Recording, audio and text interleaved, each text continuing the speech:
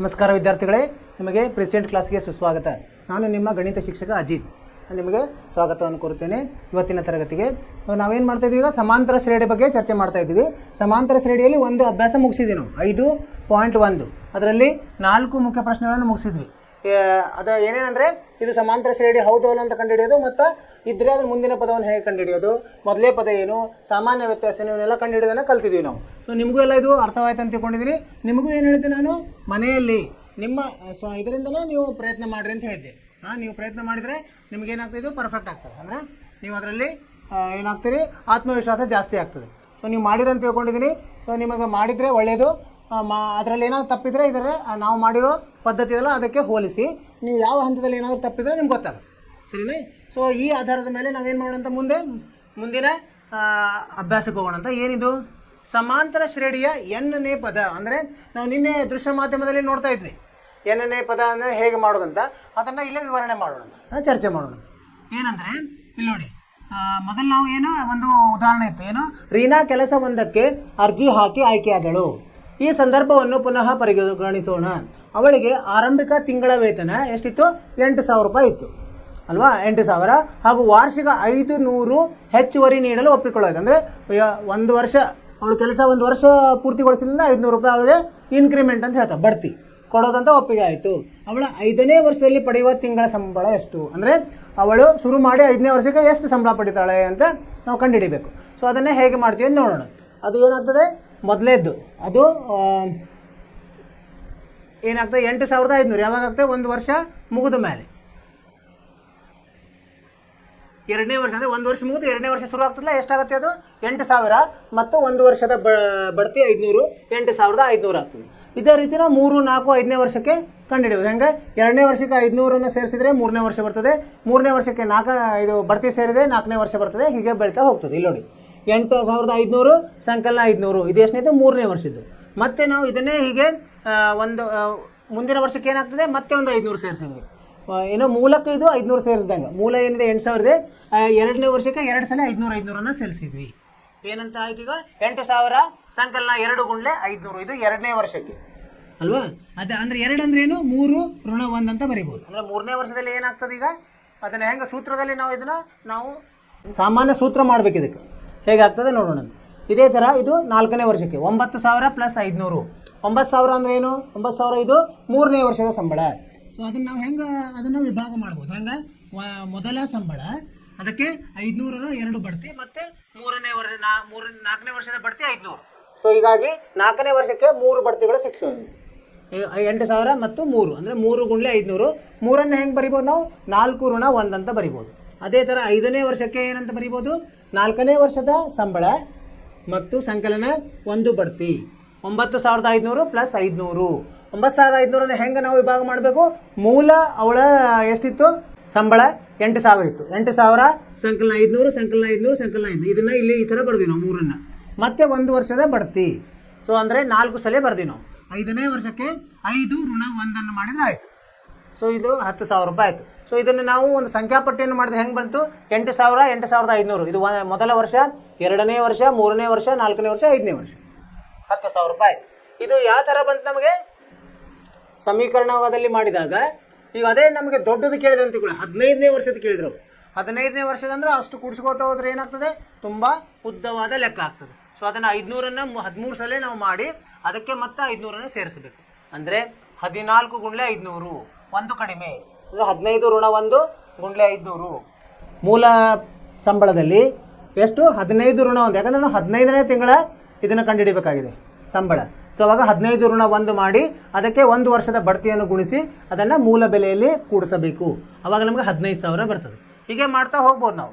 ಆದರೆ ಅದು ಎಷ್ಟಾಗ್ತದೆ, ಹಾಗೆ ನಮ್ಮ ಸಮಯವನ್ನು ತಗೊಳ್ತಾ ಹೋಗ್ತದೆ ದೊಡ್ಡ ಇದನ್ನು ಕಂಡುಹಿಡಲಿಕ್ಕೆ. ಅದಕ್ಕೆ ಒಂದು ನಾವು ಸಾಮಾನ್ಯ ಸೂತ್ರವನ್ನು ಮಾಡೋದು. ಏನಂದರೆ ಇದು ಸಮಾಂತರ ಶ್ರೇಣಿ. ಇದು ಎಂಥದ್ದು, ಆದರ್ಶ ಸಮಾಂತರ ಶ್ರೇಣಿ. ಹೆಂಗೆ ಬರಿತೀವಿ ನಾವು, A1, A2, A3 ಈ ಥರ ಬರಿತೀವಿ. ಇದರ ನಡುವಿನ ಸಾಮಾನ್ಯ ವ್ಯತ್ಯಾಸಕ್ಕೆ ಏನಂತೀವಿ ನಾವು, D ಅಂತ ಹೇಳ್ತೀವಿ. ಸೊ ಅದನ್ನು ಉಪಯೋಗಿಸಿ ಇಲ್ಲೊಂದು ಸೂತ್ರವನ್ನು ತಯಾರು ಮಾಡಿದ್ವಿ. ಈ A2 ಅಂದರೆ ಹೆಂಗೆ ಬರೆಯೋದು, 1ನೇದು ಅಂದರೆ A1, ಸರಿನಾ, ಅದು A ಇರ್ತದೆ. A2 ಹೆಂಗೆ ಬರ್ತದೆ, Aಗೆ D ಅನ್ನು ಸೇರಿಸಿದಾಗ. D ಅಂದರೆ ಏನು, 2 ಋಣ 1 ಗುಂಡ್ಲೆ D. 1 ಅಂದರೆ 2 ಋಣ 1 ಅಂತ ಬರಿಬೋದು. ಅಂದರೆ 2ನೇದ್ರಲ್ಲಿ ಏನಾಯ್ತು, ಇದನ್ನು 2ನೇದು N ಅಂತ ತಿಳ್ಕೊಂಡ್ರೆ ಇದು N - 1 ಆಯಿತು. ಅದೇ ಥರ ಮೂರನೇದ್ರಲ್ಲಿ ಏನಾಗ್ತದೆ 3 - 1 ಆಗ್ತದೆ. 3 ಋಣ 1, 4ರಲ್ಲಿ 4 ಋಣ 1 ಆಗ್ತದೆ. ಅದನ್ನು ಸಾಮಾನ್ಯ ಸೂತ್ರ ಮಾಡಿದಾಗ an ಅಂದರೆ ಎನ್ನೇ ಪದ ಸಮ ಏನಾಗ್ತದೆ ಎ ಅಂದ್ರೇನು 1ನೇ ಪದ, ಅದು ಅದರದ ಮೂಲ ಇರ್ತದಲ್ಲ ಅದು 1ನೇ ಪದ ಸಂಕಲನ n - 1 n ಋಣ 1 ಗುಂಡ್ಲೆ ಡಿ ಸಾಮಾನ್ಯ ವ್ಯತ್ಯಾಸ. ಈ ಸೂತ್ರವನ್ನು ನಾವು ನೆನಪಿಡಬೇಕು. ಇಂದು ಎನ್ನೇ ಪದ, ಅದಕ್ಕೆ ಹೆಂಗೆ ನಾವು ಹೇಳ್ತೀವಿ ಎ ಎನ್ ಅಂತ ಹೇಳ್ತೀವಿ. ಇದಕ್ಕೆ ಸೂತ್ರ ಸಾಮಾನ್ಯ ಸೂತ್ರ ಏನು? ಎ ಎನ್ ಸಮ ಎ ಸಂಕಲನ ಎನ್ ಋಣ 1 ಡಿ. ಎ ಅಂದ್ರೆ ಗೊತ್ತು ನಿಮಗೆ, ಎ ಅಂದ್ರೆ ಮೊದಲನೇ ಪದ, ಎನ್ ಅಂದರೆ ಎಷ್ಟನೇ ಸ್ಥಾನದದ್ದು ನಾವು ಕಂಡುಹಿಡಿಬೇಕು ಅದು, ಡಿ ಅಂದರೆ ಅದರ ಸಾಮಾನ್ಯ ವ್ಯತ್ಯಾಸ. ಈ ಸೂತ್ರದಲ್ಲಿ ಹಾಕಿದರೆ ನೀವು ಯಾವುದೇ ಪದವನ್ನು ಕಂಡುಹಿಡಿಬೋದು ಅಸಮಾಂತರ ಶ್ರೇಣಿ. ಇದನ್ನು ನಾವು ನೆನಪಿಡಬೇಕು, ಮುಂದೆ ಎಲ್ಲ ಲೆಕ್ಕದಲ್ಲಿ ಇದು ಉಪಯೋಗ ಆಗ್ತದೆ. ಸರಿನಾ? ಸರಳವಾಗಿದೆ. ಅದು ಹೇಗೆ ಬಂತು ಇದು ಏನು ಇರಲ್ಲ, ನಿಮಗೆ ಸೂತ್ರ ಮಾತ್ರ ನೆನಪಿಟ್ಕೋಬೇಕು. ಇದರ ಮೇಲೆ ನಾವು ಕೆಲವೊಂದು ಉದಾಹರಣೆಗಳನ್ನು ನೋಡೋಣ. ಈಗ ಎನ್ ಬದಲಿ ಎಮ್ ಇದ್ದರೆ ಎಮ್ ಅಂತ ತೊಗೊಳ್ಳೋದು ಅಷ್ಟೇ. ಎಲ್ ಇರ್ಬೋದು, ಎಮ್ ಇರ್ಬೋದು. ಇದು ಒಂದು ನಾವು ರೂಢಿ ಏನಿದೆ ಅಂತ ಎನ್ ಅಂತ ಉಪಯೋಗಿಸೋ ರೂಢಿ ಇದೆ. ಯಾವುದು ಇದು ಚರಾಕ್ಷರಗಳು ಏನಾದರೂ ಇರ್ಬೋದು. ಇಲ್ಲೊಂದು ಉದಾಹರಣೆ ಇದೆ ನೋಡಿ. ಒಂದು ಸಮಾಂತರ ಶ್ರೇಣಿ ಕೊಟ್ಟಿದ್ದಾರೆ ಅವರು, 2, 7, 12. ಈ ಸಮಾಂತರ ಶ್ರೇಣಿಯ 10ನೇ ಪದವನ್ನು ಕಂಡುಹಿಡಿಯಿರಿ. ಅವಾಗ ಏನು ಮಾಡ್ಕೋಬೇಕು ನಾವು? ಮೊದಲು ಸೂತ್ರವನ್ನು ನೆನ್ಪಿಡ್ಬೇಕು. ಈ ಸೂತ್ರ ಯಾವುದು? 10ನೇ ಪದ ಅಂದರೆ A10 ಕಂಡುಹಿಡಿಬೇಕು ನಾವು. ಸೊ ಇಲ್ಲಿ ಏನೇನು ಕೊಟ್ಟಿದ್ದಾರೆ ಇದನ್ನು ಬರ್ಕೋಬೇಕು. ಏನು? ಉದಾಹರಣೆ 3 ಏನೇನಿದೆ ಅದು? ಶ್ರೇಣಿ 2, 7, 12 ಈ ಥರ ಇದೆ ಸಮಾಂತರ ಶ್ರೇಣಿ. ಇದು ಸಮಾಂತರ ಶ್ರೇಣಿ ಹೌದು ಅಲ್ಲ ಅಂತ ಹೇಳಿ ನಾವು ಪರೀಕ್ಷಿಸೋ ಕಾರಣ ಇಲ್ಲ, ಯಾಕಂದರೆ ಅವರು ಹೇಳಿಬಿಟ್ಟಿದ್ದಾರೆ ಇದು ಸಮಾಂತರ ಶ್ರೇಣಿ ಆಗಿದೆ. ಸೊ ಈಗ ನಾವೇನೇನು ತೊಗೋಬೇಕು? ಇದರಿಂದ ಏನೇನು ಮಾಹಿತಿ ಬರ್ತದೆ? ಎ ಬರ್ತದೆ, ಎ ಎಷ್ಟು 2, ಮತ್ತು ಡಿ ಎಷ್ಟು ಬರ್ತದೆ? 7ರಲ್ಲಿ 2 ಕಳೆದ್ರೆ 5 ಬರ್ತದೆ. ಮತ್ತು ಎ ಎನ್ ಕಂಡುಹಿಡಿರಿ ಅಂತ ಹೇಳಿದ್ದಾರೆ ಅವರು. ಎ ಎನ್ ಅಂದರೆ 10ನೇ ಪದ ಕಂಡುಹಿಡಿರಿ ಅಂತಾರೆ. A10 ಅಂದರೆ ಎನ್ನದ್ದು ಬೆಲೆ ಎಷ್ಟಾಗ್ತದೆ? 10 ಆಗ್ತದೆ. ಇವು 3 ಸಿಕ್ತಂದರೆ ಇದರಲ್ಲಿ ನಾವು ಅದನ್ನು ಆದೇಶಿಸೋದು, ಸೂತ್ರವನ್ನು ಬರಿಬೇಕು ನಾವು. ಎ ಎನ್ ಸಮ ಎ ಪ್ಲಸ್ ಎನ್ ಋಣ 1 ಡಿ. ಎ ಎಷ್ಟಿದೆ ಅಲ್ಲಿ ಹಾಕೊಳ್ಳೋದು 2 ಸಂಕಲನ ಎನ್ ಎಷ್ಟದು 10 ಋಣ 1 ಡಿ ಎಷ್ಟು 5. ಉತ್ತರ ಎಷ್ಟು ಬಂತು? 2 ಸಂಕಲನ 9 ಗುಂಡ್ಲೆ 5 ಅಂದರೆ 2 ಸಂಕಲನ 45 ಅಂದರೆ 47. 47 ಏನು? ಇದು 10ನೇ ಪದವಾಗಿದೆ. ಅರ್ಥವಾಯಿತು? ಅದರ ಅವರು ಶ್ರೇಣಿ ಕೊಟ್ಟಿರ್ತಾರಲ್ಲ, ಆ ಶ್ರೇಣಿಯಲ್ಲಿ ಮೊದಲೇ ಪದ ಏನು ಬರ್ಕೋಬೇಕು, ಅದರ ಸಾಮಾನ್ಯ ವ್ಯತ್ಯಾಸ ಏನು ಬರ್ಕೋಬೇಕು, ಎಷ್ಟನೇ ಪದ ಕಂಡುಹಿಡಲಿಕ್ಕೆ ಹೇಳಿದ್ರೆ ಅದರ ಎನ್ ಬೆಲೆಯನ್ನು ಬರ್ಕೋಬೇಕು. ಅದನ್ನು ಸೂತ್ರದಲ್ಲಿ ನಾವು ಏನು ಮಾಡಬೇಕು? ಆದೇಶಿಸಿದಾಗ ನಮಗೆ ಉತ್ತರ ಬರ್ತದೆ. ಅರ್ಥವಾಯಿತು? ಸರಳವಾಗಿದೆ. ಏನಂದರೆ ನಾವು ಸೂತ್ರವನ್ನು ನೆನಪಿರಬೇಕು, ಅದು ತುಂಬ ಮುಖ್ಯ. ಇಲ್ಲಿ ನೋಡಿ 47 ಸರಿಯಾದ ಉತ್ತರ. ಈಗ ಮುಂದಿನ ಉದಾಹರಣೆ ನೋಡೋಣ. ಉದಾಹರಣೆ 4 ಏನು ಹೇಳಿದ್ದಾರೆ? ಇಲ್ಲೊಂದು ಸಮಾಂತರ ಶ್ರೇಣಿ ಕೊಟ್ಟಿದ್ದಾರೆ. ಯಾವ ಥರ ಇದೆ? ಇದು ಇಳಿಕೆಯ ಕ್ರಮದಲ್ಲಿ ಇದೆ. 21, 18, 15 ಡ್ಯಾಶ್ ಡ್ಯಾಶ್ ಡ್ಯಾಶ್. ಈ ಸಮಾಂತರ ಶ್ರೇಣಿಯ ಎಷ್ಟನೇ ಪದ ಅಂದರೆ ಅದು ಅವರು ಕೊಟ್ಟಿದ್ದಾರೆ. ಏನು ಏನು ಕೊಟ್ಟಿದ್ದಾರೆ? ಏನು ಕಂಡುಹಿಡಬೇಕು ನಾವು ಎಷ್ಟನೇ ಅಂದಾಗ. ಎಷ್ಟನೇ ಪದವು ಋಣ 81 ಆಗಿದೆ ಮತ್ತು ಯಾವ ಪದವು 0 ಆಗಿದೆ, ಯಾವುದಾದ್ರೂ 0 ಆಗಿದೆ ಅಂತ ಅದನ್ನು ಕಂಡುಹಿಡಬೇಕು. ನಿಮ್ಮ ಉತ್ತರಕ್ಕೆ ಕಾರಣ ಕೊಡಿ. ಈಗ ಏನಿರುತ್ತೆ ನಮ್ಮ ಒಂದು ತಲೆಯಲ್ಲಿರಬೇಕು, ಅದು ಎನ್ ಬೆಲೆ ಯಾವಾಗಲೂ ಪೂರ್ಣ ಇರಬೇಕು, ಪೂರ್ಣಾಂಕ ಇರಬೇಕು. ಅದು ಭಾಗಲ ಇದು ಇರಬಾರ್ದು, ಏನೋ ಭಿನ್ನ ರಾಶಿ ಒಳಗೆ ಬರಬಾರ್ದು. ನಮಗೆ ಭಿನ್ನ ರಾಶಿ ಒಳಗೆ ಬಂದರೆ ಆ ಪದ ಆ ಶ್ರೇಣಿಯಲ್ಲಿ ಇಲ್ಲ ಅಂತ ನಾವು ತೀರ್ಮಾನ ಮಾಡೋಣ ಅಂತೀವಿ. ಅವ್ರು ಏನು ಕೊಟ್ಟಿದ್ದಾರೆ ಬರ್ಕೊಂಬಂತ. ಎ ಎಷ್ಟಿದೆ? ಎ ಅಂದರೆ 21 ಇದೆ. ಡಿ ಎಷ್ಟಿದೆ ಹೇಳಿ? 18ರಲ್ಲಿ 21 ಹೋದರೆ ಋಣ 3 ಆಗ್ತದೆ. ಆಮೇಲೆ ಎ ಎನ್ ಕೊಟ್ಟಿದ್ದಾರೆ ಎಷ್ಟು? ಋಣ 81 ಅಂದರೆ ಎನ್ ಕಂಡುಹಿಡಿಬೇಕು ನಾವು. ಸೂತ್ರದಲ್ಲಿ ಹಾಕೋಣಂತ. ಎ ಎನ್ ಸಮ ಎ ಪ್ಲಸ್ ಎನ್ ಋಣ 1 ಡಿ. ಎ ಎನ್ ಇದಲ್ಲೇ ಋಣ 81 ಹಾಕೋಣಂತೆ ಸಮ ಎ 21 ಸಂಕಲನ ಎನ್ ಗೊತ್ತಿಲ್ಲ ಹಾಗೆ ಇಡೋಣಂತೆ ಎನ್ ಋಣ 1 ಡಿ ಎಷ್ಟಿದೆ? ಋಣ 3 ಇದೆ. ಈಗ 21ನ್ನು ಆ ಕಡೆ ತಗೊಂಡು ಹೋಗೋಣಂತೆ. ಋಣ 81 ಋಣ 21 ಸಮ ಎನ್ ಋಣ 1 ಮತ್ತು ಗುಂಡ್ಲೆ ಋಣ 3. ಮತ್ತು ಎನ್ ಬೆಲೆ ಯಾವಾಗಲೂ ನಿಮಗೆ ಏನು ಬರಬೇಕು? ಧನ ಬರಬೇಕು. ಯಾವಾಗಲೂ ಧನ ಬರಬೇಕು. ಆಮೇಲೆ ಪೂರ್ಣ ಇರಬೇಕು. ಇದ್ರಾಗ ಇದನ್ನು 2 ಋಣ ಇದೆ, ಕೂಡಿಸಿದಾಗ ಎಷ್ಟು ಬಂತು? ಋಣ 102 ಆಯ್ತು ಅಲ್ವಾ? ಸಮ ಇದನ್ನು ಏನು ಮಾಡೋದು? ಎನ್ ಋಣ 1 ಗುಂಡ್ಲೆ ಋಣ 3. ಇದನ್ನು ಇಲ್ಲಿ ತೊಗೊಂಡೋದ್ರೆ ಭಾಗಲಬ್ಧ ಆಗ್ತದೆ. ಎನ್ ಋಣ 1 ಸಮ ಋಣ 102 ಭಾಗಲಬ್ಧ ಋಣ 3. ಋಣ ಋಣ ಹೋತು 3ರಿಂದ ಇದು ಭಾಗ ಹೋಗ್ತಾನೆ ನೋಡಿ, 3 3 9, 1 ಉಳಿತು 3 4 ಅಂದ್ರೆ ಋಣ ಋಣ ಧನ ಆಯಿತು 34 ಆಯಿತು. ಈಗ ಎನ್ ಋಣ 1 34 ಆಯಿತು. ಸೊ ಹಾಗಾಗಿ ಎನ್ ಏನಾಗುತ್ತೆ 34 ಸಂಕಲನ 1 35 ಆಗುತ್ತೆ. ಅಂದರೆ 35ನೇ ಪದವು ಋಣ 81 ಆಗಿರುತ್ತದೆ. ಉತ್ತರ ನೋಡಿದ್ರೆ ಸರಿಯಾಗಿದೆ. ಈಗ ಇನ್ನೊಂದು ಹೇಳ್ತಾರೆ ಅವರು, ಇದರಲ್ಲಿ 0 ಇದೆಯೋ ಏನು ಅಂತ ಕೇಳ್ತಾರೆ. ಅಂದರೆ AN 0 ಇರ್ಲಿಕ್ಕೆ ಸಾಧ್ಯನಾ ಅಂತ ಕೇಳ್ತಾರೆ. ನೋಡೋಣ ಅಂತ ಅದನ್ನು ಇಲ್ಲಿ ಪಕ್ಕದಲ್ಲಿ ಮಾಡೋಣ. ಇಲ್ಲಿ AN ಋಣ 81 ಇರೋದು AN ಅನ್ನು 0ಗೆ ಸಮ ಮಾಡ್ಕೋಬೇಕು. ಅದು ಸೂತ್ರದಲ್ಲಿ ಹಾಕಿದಾಗ AN ಸಮ A ಪ್ಲಸ್ ಎನ್ ಋಣ 1 D. ಎನ್ ಇಲ್ಲೇ ಪೂರ್ಣಾಂಕ ಬರಬೇಕು ಮತ್ತು ಧನ ಬರಬೇಕು. AN 0, A ಎಷ್ಟಿದೆ 21 ಇದೆ. ಎನ್ ಇ ಅಂತ ತೊಗೊಳಂಗಿಲ್ಲ, ಇದಕ್ಕೆ ಇದಕ್ಕೊಂದು ಬೇರೆ ಏನು ಕಂಡುಹಿಡಿಬೇಕು ನಾವು. ಡಿ ಮಾತ್ರ ಇದೇ ಇರ್ತದೆ ಋಣ 3. ಅಂದರೆ ಇದೇನಾಯಿತು, ಇದು 21 ಈ ಕಡೆ ತೊಗೊಂಡ್ರೆ ಋಣ 21 ಆಯಿತು. ಇದು ಎನ್ ಋಣ 1 ಗುಂಡ್ಲೆ ಋಣ 3. ಸೊ ಈಗ ಎನ್ ಋಣ 1 ಎಷ್ಟಾಗ್ತದೆ, ಋಣ 21 ಭಾಗಲಬ್ಧ ಋಣ 3. 3 ಅಂದರೆ 3 7 ಅಂದರೆ ಧನ 7 ಆಯಿತು. ಎನ್ ಎಷ್ಟಾಗುತ್ತೆ 7 ಸಂಕಲನ 1 8 ಆಗುತ್ತೆ. ಅಂದರೆ 0 ಇದರಲ್ಲಿ ಇದೆ ಅಂತ ಅನ್ನಂಗಾಯ್ತು. ಉತ್ತರವನ್ನು ನೋಡಂತೆ. ಏನು 8ನೇ ಪದವು 0 ಆಗಿದೆ ಅಂತ ಹೇಳ್ಬೋದು. 8ನೇ ಪದವು 0 ಆಗಿದೆ. ಅರ್ಥವಾಯಿತು?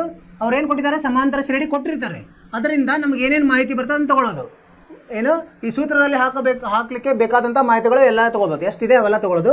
ಯಾವುದು ಇಲ್ಲ ಅಂದರೆ ಅವರು ಕಂಡುಹಿಡಲಿಕ್ಕೆ ಹೇಳಿರ್ತಾರೆ, ಅದನ್ನು ನಾವು ಅದಲು ಬದಲು ಮಾಡಿ ಕಂಡುಹಿಡಬೇಕು. ಇಲ್ಲೇ ಏನು ಕೊಟ್ಟಿದ್ದಾರೆ ಅವರು, AN ಕೊಟ್ಟಿದ್ದಾರೆ ಅವರು, ನಾವು ಎನ್ ಕಂಡುಹಿಡಬೇಕು. ಸೊ ಅವಾಗ ಎನ್ ಕಂಡುಹಿಡಿದಾಗ ನಮಗೇನಾಗ್ತದೆ, ಅದು ಎಡಗಡೆ ಇರೋದು ಬಲಗಡೆ ತೊಗೊಂಡೋಗೋದು, ಆಮೇಲೆ ಇದನ್ನು ಸಂಕಲನ ಇರೋದು ವ್ಯವಕಲನ ಆಗ್ತದೆ, ಗುಣಲಬ್ಧ ಇರೋದು ಭಾಗಲಬ್ಧ ಆಗ್ತದೆ. ಅದನ್ನೆಲ್ಲ ಮಾಡ್ಕೊಂಡ್ಮೇಲೆ ನಮ್ಗೆ ಏನು ಬೆಲೆ ಎಷ್ಟು ಬಂತು, 35 ಬಂತು. ಅಂದರೆ 35ನೇ ಪದವು ಋಣ 85 ಆಗ್ತದೆ. 35ನೇ ಪದ ಋಣ 81 ಆಗಿದೆ. ಆಮೇಲೆ ಇನ್ನೊಂದು ಕೇಳ್ಯಾರ ಅವರು, 0 ಇದರಲ್ಲಿ ಇರಲಿಕ್ಕೆ ಸಾಧ್ಯನಾ ಅಂತ ಹೇಳಿದ್ರು. 0 ಇದೆ ಇದರಲ್ಲಿ. ಅಂದರೆ ಹೇಗಿದೆ ಅಂದರೆ ಎನ್ ಬೆಲೆ ನಮಗೆ ಧನ ಬಂದಿದೆ ಮತ್ತು ಅದು ಪೂರ್ಣಾಂಕ ಇದೆ, ಹೀಗಾಗಿ ಅದು ಇದೆ ಅಂತ ಹೇಳ್ಬೋದು. ಅರ್ಥವಾಯಿತು? ಇದು ಉದಾಹರಣೆ. ಈ ಥರ ಪ್ರಶ್ನೆಗಳು ಬರ್ತಾ ಇರ್ತವೆ. ಮುಂದ್ಗಡೆ ಹೋಗೋಣಂತೆ. 5ನೇ ಪ್ರಶ್ನೆ, ಉದಾಹರಣೆ 5.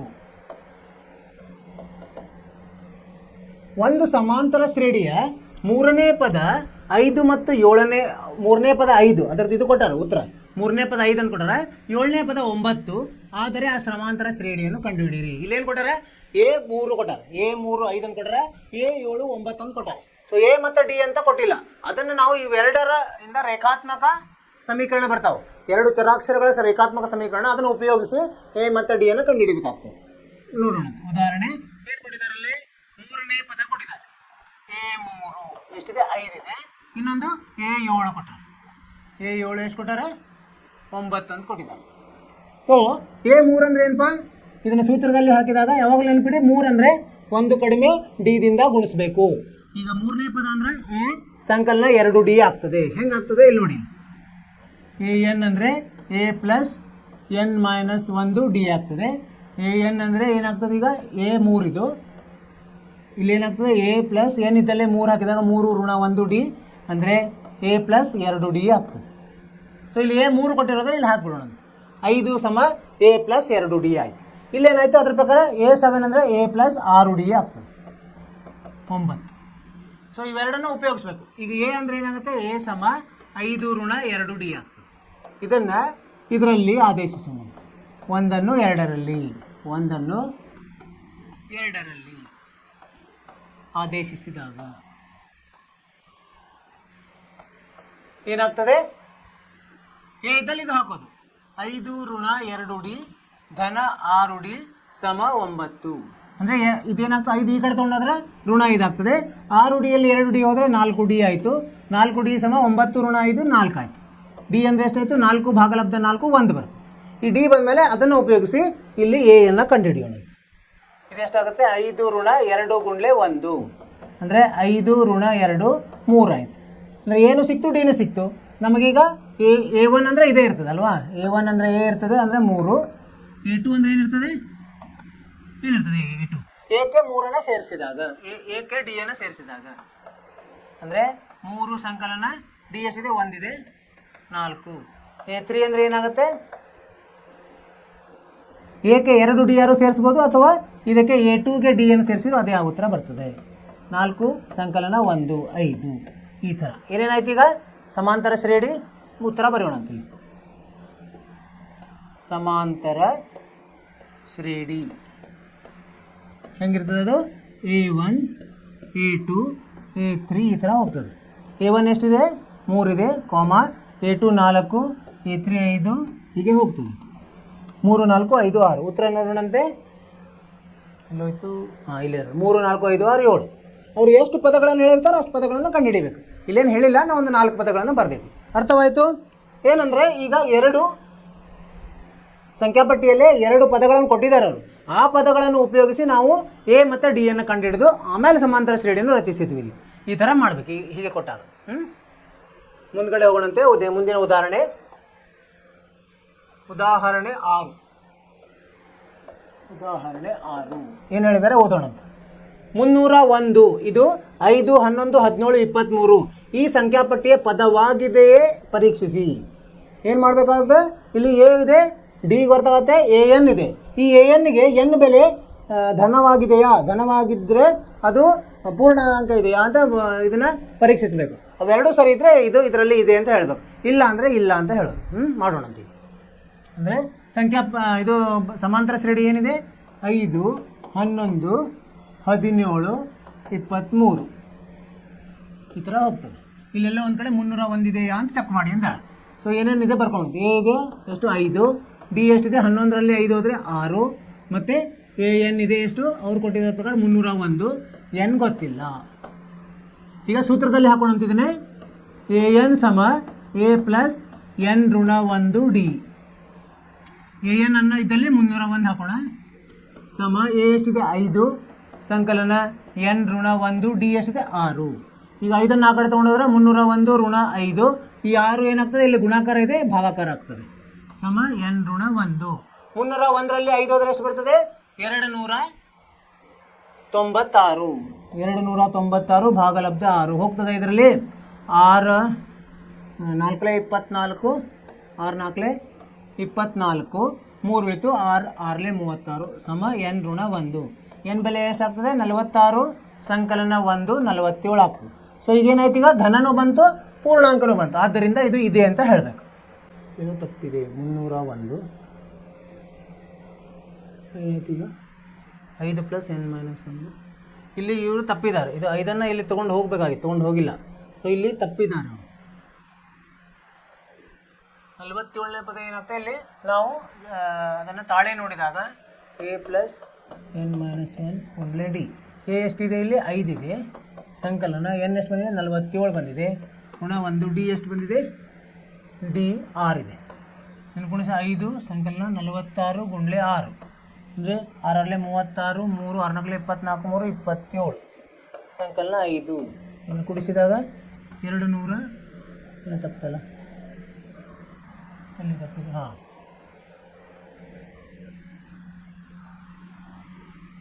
46 6 36 3 6 27 5 5 6 11 181 ಅಂತಲ್ಲ ಇಲ್ಲೇನು ತಪ್ಪು ನಮ್ಮದು ಎ ಎನ್ 301 ಕರೆಕ್ಟ್ ಇದೆಯಲ್ಲ ಎ ಎನ್ 301 ಸರಿ ಇದೆ ಎ 5 ಎನ್ ಋಣ 1 6 ಆಯಿತು 301ರಲ್ಲಿ ಇವರು ಆಯಿತು 6 4 24 ಇಲ್ಲಿ ತಪ್ಪು ನೋಡ್ರಿ ಇಲ್ಲೇ ನಾವು ತಪ್ಪಿದೆ ಏನು ತಪ್ಪಿದೆ ಅಂತ ಹೇಳೋಣ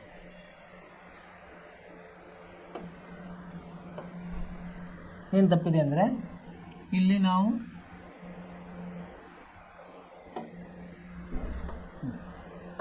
ಎರಡು 301ರಲ್ಲಿ 5 ಹೋದರೆ 296 ಭಾಗಲಬ್ಧ 6 ಸಮ ಎನ್ ಋಣ 1 ಸೊ ಇದರಲ್ಲಿ ಇದು ಭಾಗ ಹೋಗೋದಿಲ್ಲ ನಾವು ಹೋಗಿದೆ ಅಂತ ಮಾಡಿದ್ವಿ 296 ಭಾಗಲಬ್ಧ 6 ಮಾಡಿದ್ರಾಗ 6 4 24 5 ಉಳಿತು ನಾವು 3 ಅಂತ ಮಾಡಿ ತಪ್ಪಿದೆ 6 6 7 46 6 8 46 ಸೊ 7 6 7 42 ಸೊ 14 ಉಳಿತು ಇದು ಏನಾಯ್ತು ಈಗ ಪೂರ್ಣಾಂಕ ಆಗಲಿಲ್ಲ ಸೊ ಆದ್ದರಿಂದ ಇದು ಎನ್ ಬೆಲೆ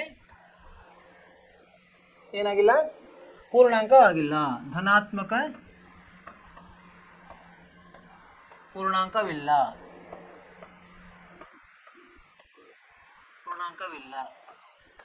ಆದ್ದರಿಂದ ಯಾವುದು 301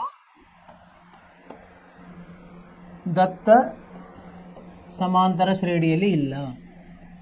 ಸಮಾಂತರ ಶ್ರೇಣಿಯಲ್ಲಿ ಇಲ್ಲ ಅಂತ ಬರೀಬೇಕು.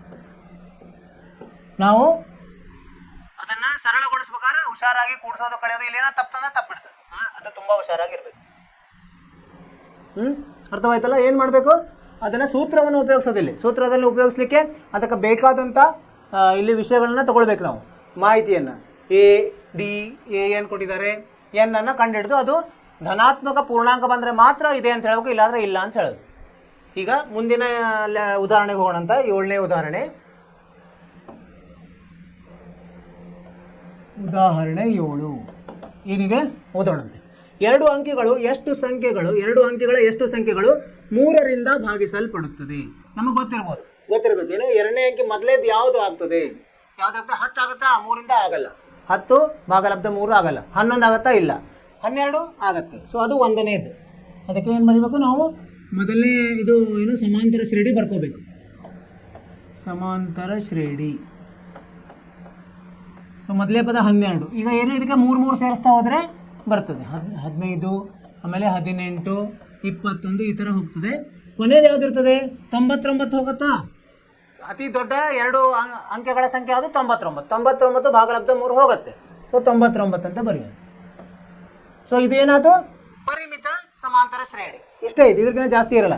ಇದರಲ್ಲಿ ಎಷ್ಟು ಸಂಖ್ಯೆಗಳಿವೆ ಅಂತ ಕಂಡುಹಿಡಬೇಕು. ಅಂದರೆ ಎನ್ ಕಂಡುಹಿಡಬೇಕು ನಾವು. ಸೊ ಅವಾಗ ಏನೇನು ಕೊಟ್ಟಿದ್ದಾರೆ ಬರ್ಕೊಂಡ್ಬಿಡುತ್ತೆ. ಎ ಇದೆ ಎಷ್ಟು? 12 ಇದೆ. ಡಿ ಎಷ್ಟಿದೆ? 3 ಇದೆ. 15 ಋಣ 12 3 ಬರ್ತದೆ. ಆಮೇಲೆ ಎ ಎನ್ ಎಷ್ಟಿದೆ? 99 ಇದೆ. ಎನ್ ಕಂಡುಹಿಡಿಬೇಕು. ಸೂತ್ರವನ್ನು ಉಪಯೋಗಿಸೋಣಂತೆ. ಎ ಎನ್ ಸಮ ಎ ಪ್ಲಸ್ ಎನ್ ಋಣ 1 ಡಿ. ಎ ಎನ್ ಎಷ್ಟಿದೆ? 99 ಇದೆ. ಸಮ ಎ ಎಷ್ಟಿದೆ? 12. ಸಂಕಲನ ಎನ್ ಗೊತ್ತಿಲ್ಲ, ಎನ್ ಋಣ 1 ಡಿ 3. ಸೊ 12 ಆ ಕಡೆ ತೊಗೊಂಡು ಹೋಗೋಣಂತೆ. 3 ಏನಾಗುತ್ತದೆ? ಭಾಗಲಬ್ಧ ಆಗ್ತದೆ. ಎನ್ ಋಣ 1 ಆಯಿತು. 99ರಲ್ಲಿ 12 ಹೋದರೆ ಎಷ್ಟು ಬರ್ತದೆ? 87 ಬರ್ತದೆ. 87 ಭಾಗಲಬ್ಧ 3 ಸಮ ಎನ್ ಋಣ 1. 3 1 3 2 3 9. ಸೊ ಎನ್ ಎಷ್ಟಾಗುತ್ತೆ? 29. ಸಂಕಲನ 1 30. ಅಂದರೆ ಎಷ್ಟಿದ್ದಾವೆ ಇಲ್ಲಿ? 3ರಿಂದ ಭಾಗ ಹೋಗುವ 2 ಅಂಕಗಳ ಸಂಖ್ಯೆಗಳು ಒಟ್ಟು 30 ಇವೆ ಅಂತ ಬರಿಬೇಕು ನಾವು. ಉತ್ತರ 30. ಇಲ್ಲಿ ಉತ್ತರ ಬರೆಯೋಣ. ಆದ್ದರಿಂದ 2 ಅಂಕೆಗಳ 30 ಸಂಖ್ಯೆಗಳು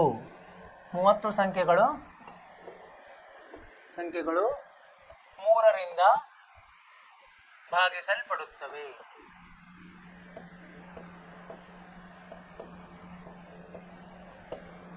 ಈಗ ನಾವು ಹಾಗೆ ಎಣಿಸ್ತಾ ಹೋದರೆ ಬರ್ತದೆ. ಎಷ್ಟು ಟೈಮ್ ತಗೊಳ್ತದೆ? 30 ಅಂಕೆಗಳನ್ನ ಎಣಿಸ್ಲಿಕ್ಕೆ ಭಾಳ ಟೈಮ್ ತಗೋದು, ಒಂದು ತಪ್ಪಬಹುದು. ಸೊ ಈಗ ಸೂತ್ರದ ಸಹಾಯದಿಂದ ನಾವು ಸರಳವಾಗಿ ಕಂಡುಹಿಡಿಯಬಹುದು. ಏನಂದರೆ ಮೊದಲು ನಾವು ಅವ್ರು ಹೇಳಿದ ಸಂದರ್ಭದಿಂದ ಸಮಾಂತರ ಶ್ರೇಣಿಯನ್ನು ರಚಿಸಬೇಕು. ಆ ಸಮಾಂತರ ಶ್ರೇಣಿಯನ್ನು ರಚಿಸಿದಾಗ ನಮಗೆ ಗೊತ್ತಾಗುತ್ತೆ ಇದರಲ್ಲಿ 1ನೇ ಪದ ಯಾವುದು, ಡಿ ಯಾವುದು ಮತ್ತು ಎನ್ ಪದ ಯಾವುದು. ಅದರ ಸಹಾಯದಿಂದ ಎನ್ ಕಂಡುಹಿಡಿದು ಅಷ್ಟು ಅಂಕೆಗಳು ಇರ್ತವೆ ಅಂತ, ಅಷ್ಟು ಸಂಖ್ಯೆಗಳು ಇರ್ತವೆ ಅಂತ. ಅದನ್ನು ನಾವು ಸರಳಗೊಳಿಸಿದಾಗ ನಮಗೆ ಎನ್ ಬೆಲೆ ಬಂತು, ಅದು 30 ಬಂತು. ಅದೇ ಉತ್ತರ. ಅರ್ಥವಾಯಿತು? 8ನೇ ಉದಾಹರಣೆ 8. ಏನು ಹೇಳಿದ್ದಾರೆ ಪ್ರಶ್ನೆ? ಈ ಸಮಾಂತರ ಶ್ರೇಣಿಯ ಕೊನೆಯಿಂದ ಬರ್ಬೇಕು ನಾವು. ಹಿಂಗೆ ಹೋಗ್ತಿದ್ವಲ್ಲ, ಕೊನೆಯಿಂದ ಈ ಥರನೂ ಪ್ರಶ್ನೆಗಳು ಬರ್ತದೆ. ಕೊನೆಯಿಂದ 11ನೇ ಪದವನ್ನು ಕಂಡುಹಿಡಿಯಿರಿ. ಕೊನೆಯಿಂದ ಕಂಡುಹಿಡಿಯುವಾಗ ಡಿ ಏನಾಗುತ್ತೆ? ಈಗ ಹೋಗಿರೋದು ಡಿ ಏನು ನಾವು ಇರ್ತದಲ್ಲ ಅದರದ್ದು ವಿಲೋಮ ಇರ್ತದೆ. ಅಂದರೆ ಋಣದಲ್ಲಿ ತೊಗೊಂಡ್ಬಿಟ್ರೆ ಆಯಿತು. ಅವಾಗ ನಮ್ಗೆ ಆ ಕಡೆಯಿಂದ ಈ ಕಡೆ ಇಲ್ಲಿ ಎ ಅವೆಲ್ಲ ಬದಲಿ ಆಗಿಬಿಡ್ತದೆ. ನೋಡೋಣ ಅಂತ. ಸಮಾಂತರ ಶ್ರೇಣಿ ಬರ್ಕೊಂಡಂತೆ 10 7 4 ಋಣ 62. ಅವ್ರೇನು ಹೇಳಿದ್ದಾರೆ? 11ನೇದು ಅಂದರೆ ಎ 11 ಕೊನೆಯಿಂದ ಹೇಳಿದ್ದಾರೆ ಕಂಡುಹಿಡಿಯಲಿಕ್ಕೆ. ಸೊ ಇಲ್ಲಿ ಏನು ಏನಾಗುತ್ತೆ? ಇದು ಆಗುತ್ತೆ. ಇದನ್ನು ತೊಗೊಳ್ಬೇಕು ಎ ಅಂತ. ಇದು ಅಲ್ಲ, ಕೊನೆಯಿಂದ ಅಂದರೆ ಇದನ್ನು ತೊಗೋಬೇಕು. ಎ ಎಷ್ಟಾಯಿತು ಋಣ 62. ಡಿ ಹೇಗೆ ತೊಗೋಬೇಕು, ಇದರಲ್ಲಿ ಇದನ್ನು ಋಣ ಮಾಡಬೇಕು. ಮೊದಲು ಏನು ಮಾಡ್ತಿದ್ವಿ ನಾವು ಎ 2ರಲ್ಲಿ ಎ 1 ತೊಗೋತಿದ್ವಿ, ಈಗ ಎ 1ರಲ್ಲಿ ಎ 2 ಮಾಡಬೇಕು. ಅಂದರೆ 10 ಋಣ 7 ಆದರೂ ಮಾಡಬೇಕು, 7 ಋಣ 4 ಆದರೂ ಮಾಡಬೇಕು. ಅವಾಗ ಏನಾಗ್ತದೆ ಡಿ 3 ಆಗ್ತದೆ ಧನ. ನಾವು ಇಲ್ಲಿ ಎ ತೊಗೊಂಡಾಗ ಏನಾಗ್ತಿತ್ತು, ಇಲ್ಲಿ ಋಣ 3 ಆಗ್ತದೆ, ಇಲ್ಲಿ ಧನ 3 ಆಯಿತು. ಮತ್ತು ಇದು ಕೊಟ್ಟಿದ್ದಾರೆ, ಮತ್ತೇನು ಕೇಳಿದ್ದಾರೆ 11. 11 ಅಂದರೆ ಎನ್ ಎಷ್ಟಾಯಿತು 11. ಎ ಎನ್ ಅಂಕರ್ ಅದನ್ನೇ ಕಂಡುಹಿಡಿಯೋದು. ಎ 11 ಕೊನೆಯಿಂದ. ಸೊ ಉತ್ತರ ನೋಡಂತೆ ಎ 11 ಸಮ ಎ ಸಂಕಲನ ಎನ್ ಋಣ 1 ಡಿ. ಎ ಎಷ್ಟಿದೆ ಋಣ 62. ಸಂಕಲನ ಎನ್ ಎಷ್ಟಿದೆ 11 ಋಣ 1, ಡಿ ಎಷ್ಟಿದೆ 3. ಇದು ಋಣ 62. 11ರಲ್ಲಿ 1 ಹೋದರೆ 10, 10 3ಅನ್ನು ಗುಣಿಸಿದಾಗ 30 ಬರ್ತದೆ. ಸೊ 62ರಲ್ಲಿ 30 ಕಳೆದಾಗ ಇದು ಋಣ ಆಗ್ತದೆ 28 ಬರ್ತದೆ. ಋಣ 28 ಸರಿಯಾಗಿದೆಯಾ? ಋಣ 28 ತಪ್ಪ?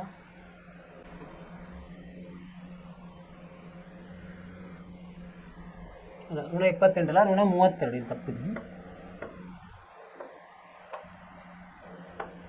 62ರಲ್ಲಿ 30 ಹೋಗ್ಬೇಕಲ್ಲ, ಅಂದರೆ 2 3 ಋಣ 32 ಬರಬೇಕಾಯ್ತು. ಇದು ಸರಳವಾದ ವಿಧಾನ. ಮತ್ತು ಇಲ್ಲಾಂದರೆ ಇನ್ನು ಬೇರೆ ಪರಿಹಾರ ಇದೆ, ಅದು ನಿಮಗೆ ತುಂಬ ಕಷ್ಟ ಆಗ್ತದೆ. ಇದು ಸರಳವಾಗಿ ಬರ್ತದೆ. ಇದು ಏನಂದರೆ ನಾವು ಹಿಂದಿನಿಂದ ಅವ್ರು ಕೇಳಿದ್ರೆ ಹಿಂದಿನಿಂದ ಕಂಡುಹಿಡಿಯೋದು ಅಷ್ಟೇ. ಅವಾಗ ಎದ್ದು ಬೆಲೆ ಬೇರೆ ತೊಗೊಳ್ಬೇಕು, ಅಂದರೆ ಕೊನೆಯಿಂದ ತೊಗೋಬೇಕು. ಡಿ ಬೆಲೆ ವಿಲೋಮ ತೊಗೋಬೇಕು. ರೆಗ್ಯುಲರ್ ಆಗಿ ಎಷ್ಟು ಹೋಗುತ್ತೆ ಅದರಿಂದ ವಿಲೋಮ ತೊಗೋಬೇಕು. ಆದ್ದರಿಂದ ಉತ್ತರ ಏನು ಬರೀಬೇಕು? ಸಮಾಂತರ ಶ್ರೇಣಿಯ ಕೊನೆಯಿಂದ 11ನೇ ಪದ. 11ನೇ ಪದ ಎಷ್ಟು? ಋಣ 32 ಅಂತ ಬರೀಬೇಕು. ಈ ಥರ ಉತ್ತರ ಸರಳವಾಗಿದೆ. ಇದು ಅವ್ರದ್ದು ಬೇರೆ ಪದ್ಧತಿ ಇದೆ, ಅದು ತುಂಬ ಸ್ವಲ್ಪ ಕಷ್ಟಕರವಾಗಿದೆ, ತಪ್ಪು ಇದು ಇರುತ್ತೆ, ಅದು ಬೇಡ. ಅರ್ಥವಾಯ್ತಲ್ಲ? ಕೊನೆಯಿಂದ ಅಂದಾಗ ಕೊನೆಯಿಂದ ಇರೋ ಕೊನೆಯ ಪದವನ್ನು ಎ ಮೊದಲ ಪದ ಅಂತ ತಗೋಬೇಕು.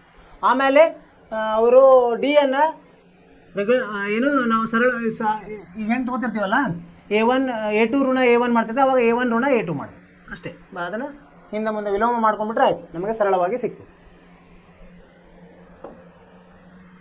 ಮುಂದಿಂದು ಎಷ್ಟನೇದು? 9ನೇ ಉದಾಹರಣೆ 9 ಏನಂತಿದೆ? ಉದಾಹರಣೆ 9, 1,000 ರೂಗಳ ಮೊತ್ತವನ್ನು 8% ದರದಂತೆ ಸರಳ ಬಡ್ಡಿಯ ಪ್ರಕಾರ ಠೇವಣಿ ಇಡಲಾಗಿದೆ. ಸರಳ ಬಡ್ಡಿ ಅಂದರೆ ವರ್ಷ ಬಡ್ಡಿ ಕೊಡ್ತಾರೆ, ಬಡ್ಡಿಗೆ ಮತ್ತೆ ಬಡ್ಡಿ ಇರಲ್ಲ, ಸರಳ ಬಡ್ಡಿ. ಪ್ರತಿ ವರ್ಷದ ಹಂತದಲ್ಲಿ ಬಡ್ಡಿಯನ್ನು ಕಂಡುಹಿಡಿಯಿರಿ. ಈ ಬಡ್ಡಿಗಳು ಸಮಾಂತರ ಶ್ರೇಣಿಯನ್ನು ಉಂಟು ಮಾಡುತ್ತವೆಯೋ? ಹಾಗಾದರೆ ಈ ಸಂಗತಿಯನ್ನು ಉಪಯೋಗಿಸಿ 30 ವರ್ಷಗಳ ಕೊನೆಯಲ್ಲಿ ಎಷ್ಟಿರ್ತದೆ ಅಂತ ಕೇಳಿದ್ದಾರೆ. ಮೊದಲು ಬಡ್ಡಿ ಸೂತ್ರ ಗೊತ್ತಿರಬೇಕು. ಏನಪ್ಪ ಸರಳ ಬಡ್ಡಿ ಸೂತ್ರ? ಕಲ್ತಿದ್ದೀವಿ ನಾವು. ಸರಳ ಬಡ್ಡಿ ಸಮ ಅಸಲು ಆಮೇಲೆ ಪ್ರತಿಶತ ಎಷ್ಟು, ದರ, ಸಮಯ, PRT ಭಾಗಲಬ್ಧ 100. ಇದು ನಮಗೆ ಗೊತ್ತಿದೆ. ಸೊ ಇಲ್ಲಿ ಏನು ಹೇಳ್ತಾರೆ? 100 ರೂಗಳ ಮೊತ್ತವನ್ನು ಈಗ 1ನೇ ಇದರಲ್ಲಿ ನೋಡೋಣ. ಮೊದಲನೇ ವರ್ಷದ ಕೊನೆಯಲ್ಲಿ ಏನಾಗ್ತದೆ ನೋಡಿ. ಮೊದಲ ವರ್ಷದ ಕೊನೆಯಲ್ಲಿ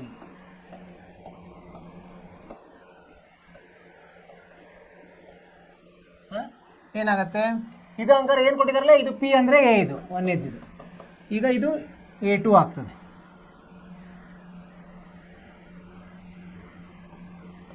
ಮೊದಲ ವರ್ಷ ಮುಗಿದು 2ನೇ ವರ್ಷ ಶುರು ಅಂದರೆ A2 ಆಗುತ್ತೆ. ಸೊ ಇದಕ್ಕೆ ಎಷ್ಟು ಬಡ್ಡಿ ದರ? ಸಮಯ 1 ವರ್ಷ. P ಎಷ್ಟಿದೆ? P ಕೊಟ್ಟಿದ್ದಾರೆ ಅವರು, ಎಷ್ಟು ಕೊಟ್ಟಿದ್ದಾರೆ?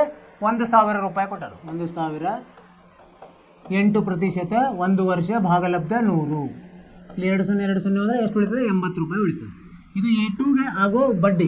ಸೊ ಅಂದರೆ 1 ವರ್ಷ ಇದನ್ನು A1 ಅಂತ ತೊಗೊಂಡು, ಇದು ಬಿಟ್ಟು ನಾವು ಮೊತ್ತ ತೊಗೋಬೇಕಾದ್ರೆ ಈ ಥರ ತೊಗೋಬೇಕು. ಈಗ ನಾವು ಬಡ್ಡಿ ತೊಗೊಳ್ತಾ ಇದ್ದೀವಿ, ಸೊ ಬಡ್ಡಿಯಲ್ಲಿ ಇದು ಬೇಡ, ಇದನ್ನೇ A1 ಅಂತ ತೊಗೊಳ್ಳಿ. 1ನೇ ವರ್ಷದಲ್ಲಿ A1. A2 ಎಷ್ಟಾಗ್ತದೆ? 2 ವರ್ಷದ ಸೂತ್ರ ಹಾಕಬೇಕು. 1,000 ಗುಂಡ್ಲೆ 8 ಗುಂಡ್ಲೆ 2 ಭಾಗಲಬ್ಧ 100 ಅಂದರೆ ಇದು ಎಷ್ಟಾಗ್ತದೆ? 160 ಆಗ್ತದೆ. 3ನೇ ವರ್ಷಕ್ಕೆ 1,000 ಗುಂಡ್ಲೆ 8 ಗುಂಡ್ಲೆ 3 ಭಾಗಲಬ್ಧ 100. 2 ಹೋಗಿ 240 ಆಗ್ತದೆ. ಇದೇ ಥರ ಬೆಳೀತಾ ಹೋಗ್ತದೆ. ಸೊ ಸಮಾಂತರ ಶ್ರೇಣಿ ಹೆಂಗೆ ಬರಿಬೋದು ನಾವು? ಸಮಾಂತರ ಶ್ರೇಣಿ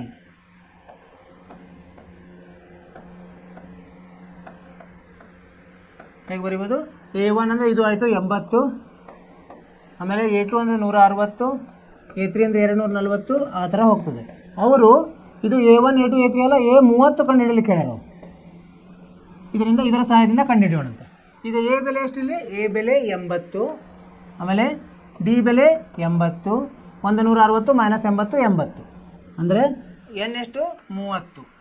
ಸೂತ್ರವನ್ನು ಹಾಕಿದಾಗ A30 ಸಮ ಎ ಸಂಕಲನ 30 ಋಣ 1 ಡಿ, ಅಂದರೆ ಎ ಎಷ್ಟಿದೆ? 80 ಇದೆ, ಸಂಕಲನ 29 ಸಂಕಲನ 80 ಆಯಿತು. ಅಂದರೆ ಎಷ್ಟಾಗತ್ತಿದು? ಇದನ್ನು 2400 ರೂಪಾಯಿ ಆಗ್ತದೆ. ಸರಿನಾ? 2400 ಸರಿಯಾಗಿದೆ. ಅರ್ಥವಾಯಿತು? ಮೊದಲು ಸಮಾಂತರ ಶ್ರೇಣಿಯನ್ನು ರಚಿಸಿಕೊಳ್ಳಬೇಕು. ಅಂದರೆ ಪ್ರತಿ ವರ್ಷದ ಬಡ್ಡಿಯನ್ನು ನೋಡಿದಾಗ ಅವು 1ನೇ ವರ್ಷ 2ನೇ ವರ್ಷ 3ನೇ ವರ್ಷ ಬಡ್ಡಿ ಬರ್ತದೆ. 1 ವರ್ಷದ ಅಂತ್ಯ, 2 ವರ್ಷದ ಅಂತ್ಯ, 3 ವರ್ಷದ ಅಂತ್ಯ. ಅವುಗಳನ್ನು ನಾವು ಪದಗಳನ್ನಾಗಿ ತಗೊಳ್ಳೋದು ಸಮಾಂತರ ಶ್ರೇಣಿ. ಅಲ್ಲಿ ನೋಡಬೇಕು ಅದು ಏನಾಗಿದೆ, ಡಿ ಒಂದೇ ಇರೋದ್ರಿಂದ ಇದು ಸಮಾಂತರ ಶ್ರೇಣಿ ಆಗಿದೆ ಅಂತ ಹೇಳುವುದು. ಸೊ ಈ ಸಹಾಯದಿಂದ 30ನೇ ಇದು ವರ್ಷದಲ್ಲಿ ಎಷ್ಟು ಬಡ್ಡಿ ಸಿಕ್ತು ಅಂತ ಕಂಡುಹಿಡಿಯಬಹುದು ಈ ಸೂತ್ರದಿಂದ. 2400 ಬಂತು. ನಿಮ್ಗೆ ಅರ್ಥವಾಯಿತು ಅಂತ ತಿಳ್ಕೊಂಡಿದ್ದೀನಿ, ಸರಿನಾ? ಸೊ ಈಗ ಎಷ್ಟಾಯಿತು? 9 ಉದಾಹರಣೆಗಳಾಯಿತು. 10ನೇ ಉದಾಹರಣೆ ನೋಡೋಣ. ಉದಾಹರಣೆ 10. ತುಂಬ ಉದಾಹರಣೆಗಳಿವೆ. ಎಷ್ಟು ನಾವು ಬಿಡಿಸ್ತೀವಿ ಅಷ್ಟು ನಮಗೆ ಅದು ಸರಿಯಾಗಿ ತಿಳಿತದೆ. ಏನಿದೆ 10ನೇ ಉದಾಹರಣೆ? ಒಂದು ಹೂ ಹಾಸಿನ ಮೊದಲನೇ ಸಾಲಿನಲ್ಲಿ 23 ಗುಲಾಬಿ ಗಿಡಗಳಿವೆ. 1ನೇದ್ರಲ್ಲಿ ಎಷ್ಟಿದೆ? 23 ಗುಲಾಬಿ ಗಿಡಗಳಿವೆ. 2ರಲ್ಲಿ ಕಡಿಮೆ ಆಗ್ತಾ ಹೋಗ್ತದೆ 21, 3ರಲ್ಲಿ 19 ಮುಂದುವರಿಯುತ್ತದೆ. ಕೊನೆಯ ಸಾಲಿನಲ್ಲಿ ಎಷ್ಟಿದೆ? 5 ಗುಲಾಬಿಗಳಿದ್ದರೆ ಆ ಹೂ ಹಾಸಿನಲ್ಲಿ ಸಾಲುಗಳ ಸಂಖ್ಯೆ ಎಷ್ಟು? ಈ ಥರ ಇದೆ. ಇದು ಹೇಗಿದೆ ಅಂದರೆ 1ನೇ ಸಾಲು, ಇಲ್ಲಿ 2ನೇ ಸಾಲು, 3ನೇ ಸಾಲು, 4ನೇ ಸಾಲು, 5ನೇ ಸಾಲು, 6, 7 ಹೀಗೆ ಹೋಗ್ತಾ ಇಲ್ಲೇ ಕೊನೆಗೆ ಬಂದಿದೆ. ಅವ್ರೇನು ಹೇಳಿದ್ದಾರೆ? ಮೊದಲನೇ ಸಾಲು, ಇದನ್ನ ಮೊದಲನೇ ಸಾಲು ಅಂತ ತಿಳ್ಕೊಂಡ್ರೆ 23 ಇದೆ. ಇದು A1 A2 A3 ಈ ಥರ ಹೋಗಿದೆ A4. ಅಂದರೆ 23ರಿಂದ ಎಷ್ಟಿದೆ? ಇದು 21 ಇದೆ, ಆಮೇಲೆ 19 ಇದೆ, ಹೀಗೆ ಮುಂದುವರಿತಾ ಹೋಗಿದೆ. ಇಲ್ಲಿ ಕೊನೆಯಲ್ಲಿ ಎಷ್ಟಿದೆ ಅಂದರೆ 5 ಅಂತ ಹೇಳಿದ್ದಾರೆ. ಇದು ಎಷ್ಟನೇದ್ದು ಅಂತ ಕಂಡುಹಿಡಬೇಕು ನಾವು. AN. ಸೊ ಈಗ ಸರಣಿಯನ್ನು ಬರ್ಕೊಂಡಂತ ಹೆಂಗಿದೆ ಸರಣಿ ಇದು? ಸಮಾಂತರ ಶ್ರೇಣಿ 23 21 19 ಡ್ಯಾಶ್ ಡ್ಯಾಶ್ ಡ್ಯಾಶ್ ಕೊನೆಗೆ 5. ಇಲ್ಲಿ A1 ಎಷ್ಟಿದೆ? 23 ಇದೆ. ಡಿ ಎಷ್ಟಿದೆ? ಋಣ 2 ಇದೆ. 21ರಲ್ಲಿ 23 ಹೋದರೆ ಋಣ 2 ಬರ್ತದೆ, ಅಥವಾ 19ರಲ್ಲಿ 21 ಹೋದ್ರೆ ಋಣ 2. AN ಎಷ್ಟಿದೆ? 5 ಇದೆ. ಈಗ ನಾವು ಏನು ಕಂಡುಹಿಡಬೇಕು? ಸೂತ್ರವನ್ನು ಉಪಯೋಗಿಸೋಣ. AN ಸಮ ಎ ಸಂಕಲನ N ಋಣ 1 ಡಿ. AN ಗೊತ್ತಿದೆ ನಮಗೆ 5 ಅಂತ. 5 ಸಮ ಎ ಎಷ್ಟಿದೆ? 23 ಇದೆ, ಸಂಕಲನ N ಋಣ 1 ಡಿ ಎಷ್ಟಿದೆ? ಋಣ 2 ಇದೆ. ಇದನ್ನು 23ನ್ನು ಆ ಕಡೆ ತೊಗೊಂಡಾಗ 5 ಋಣ 23 ಭಾಗಲಬ್ಧ ಈ ಋಣ ಇಲ್ಲಿ ಋಣ 2 ಕೆಳಗೆ ಬರ್ತದೆ, ಸಮ N ಋಣ 1. 5ರಲ್ಲಿ 23 ಹೋದರೆ ಋಣ 18 ಭಾಗಲಬ್ಧ ಋಣ 2. ಅಂದರೆ ಏನಾಯ್ತು? ಇದು 2 9 ಅಂದರೆ 9 ಸಮ N ಋಣ 1. N ಎಷ್ಟಾಗ್ತದೆ? 9 ಸಂಕಲನ 1 10 ಆಗ್ತದೆ.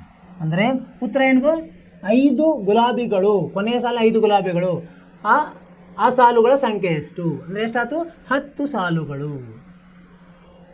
ಇದನ್ನು ಉತ್ತರ ಬರಿಬೋದು. ಸಾಲುಗಳ ಸಂಖ್ಯೆ ಎಷ್ಟು? 10. ಅರ್ಥವಾಯಿತು? ಅವ್ರೇನು ಸಂದರ್ಭ ಕೊಟ್ಟಾರೋ ಮೊದಲು ನಾವು ಅದನ್ನು ತಿಳ್ಕೊಳ್ಬೇಕು, ಓದಬೇಕು, ತಿಳ್ಕೊಳ್ಬೇಕು. ಅದರಿಂದ ಸಮಾಂತರ ಶ್ರೇಣಿಯನ್ನು ಮಾಡಬೇಕು. ಮಾಡಿಂದ ಅದರಲ್ಲಿಂದ ನಾವು ವಿಷಯಗಳನ್ನು ಬರ್ಕೋಬೇಕು, ಕೊಟ್ಟಿರೋ ವಿಷಯಗಳನ್ನು. ಇಲ್ಲೇನು ಕೊಟ್ಟಿದ್ದಾರೆ? ಎ ಕೊಟ್ಟಿದ್ದಾರೆ, ಏನು A1 ಅಂದರೆ ಅದೇ ಎ ಇರ್ತದೆ. ಆಮೇಲೆ ಡಿ ಕೊಟ್ಟಿದ್ದಾರೆ, ಸಾಮಾನ್ಯ ವ್ಯತ್ಯಾಸ, ಅದನ್ನು ತೊಗೊಳ್ಳೋದು. ಆಮೇಲೆ ಕೊನೆಯ ಪದ ಇದೆ, ಅದು AN ಅಂತ ತೊಗೊಳ್ಳೋದು 5. ಆಮೇಲೆ N ಅನ್ನು ಕಂಡುಹಿಡಿಯೋದು. ಏನು ಕಂಡುಹಿಡಿಯೋದು ಗೊತ್ತಾಗುತ್ತೆ. 4 ಪದಗಳಲ್ಲಿ 3 ಕೊಟ್ಟು 1 ಸರಳವಾಗಿ ಕಂಡುಹಿಡಿಬೋದು. ಅದನ್ನು ನಾವು ಸರಳಗೊಳಿಸಿದಾಗ N ಬೆಲೆ 10 ಬಂತು. 10 ಸರಿಯಾದ ಉತ್ತರ. ನಿಮ್ಗೆ ಅರ್ಥ ಆಯ್ತು? ಇದು ವೆರಿ ಗುಡ್. 10 ಆಯ್ತು. ಈಗ ಎಲ್ಲ ಉದಾಹರಣೆಗಳು ಇಲ್ಲಿಗೆ ಮುಗಿದು. ಮುಂದೆ ನಾವೇನು ಮಾಡೋಣ? ಈಗ ಅಭ್ಯಾಸ 5.2 5.2. ಏನು 1ನೇ ಪ್ರಶ್ನೆ ಏನಿದೆ? ಕೆಳಗಿನ ಕೋಷ್ಟಕದಲ್ಲಿ ಬಿಟ್ಟಿರುವ ಜಾಗಗಳನ್ನು ತುಂಬಿಸಿ. ಸಮಾಂತರ ಶ್ರೇಣಿಯ ಮೊದಲ ಪದ ಎ, ಸಾಮಾನ್ಯ ವ್ಯತ್ಯಾಸ ಡಿ, ಎನ್ನೇ ಪದ AN ಪದ ಆಗಿದೆ. ಇದು ಎಲ್ಲ ಕೊಟ್ಟಿದ್ದಾರೆ ಏನಂತ. ಸೊ ಅವು ಬಿಟ್ಟ ಸ್ಥಳಗಳನ್ನು ನಾವು ತುಂಬಬೇಕು, ಅಂದರೆ ಅವ್ನು ಕಂಡು ಹಿಡಿಬೇಕಂತ ಮಾಡೋಣ. ಈಗ ಇಲ್ಲಿ ಒಂದು ಕೋಷ್ಟಕವನ್ನು ರಚಿಸೋಣ ಅಂತ 4